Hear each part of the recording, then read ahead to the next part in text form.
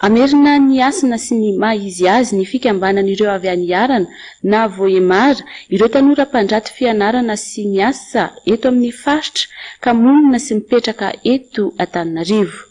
Mandroana izany indrindra dia anome fanafody ho an'ny hopitaly Voemara izy ireo mba hanamariana ny fitsanganana ity fikambanana ity.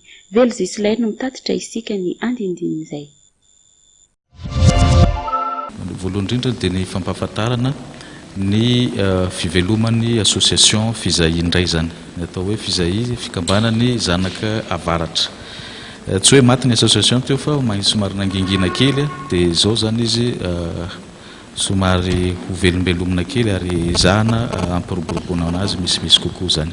Ao anatin'izay fampiroboroboana anazy zay misy hetsika zany ataon'ny fikambanana hitondra karazana fanampiana ho an'ny hopitaly tsy izy zany fa hopitaly ny Voemara sy ny anam-panifina ary koa ny fanampiana ireo mpianatra antsika mbola any amin'ny CG sy any amin'ny lycée ary koa hitondra karazana centre d'accueil ho an'izay mpianatra avy any Voemara mipetraka zany hoe avy lavitra dia miana-mandroaty fianarana eto Antananarivo.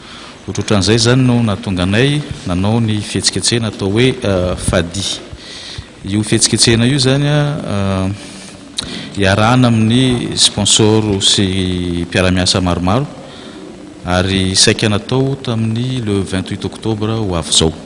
Kanefa noho ny antony iarahantsika malala noho ny nahalasany Ray aman-dreny ohatran'ny sarotra amin'ny association satria avy any avaratra koa ny association sarotra aminay no natateraka izay zavatra zay raha tsy miara amin'ny saona amin'ny vahoaka malagasy ka somary ahemitra kely le fihetsiketsena le soirée de levée des fonds zany izay atao tokony tamin'ny 28 zao dia ahemitra amin'ny 18 novembre.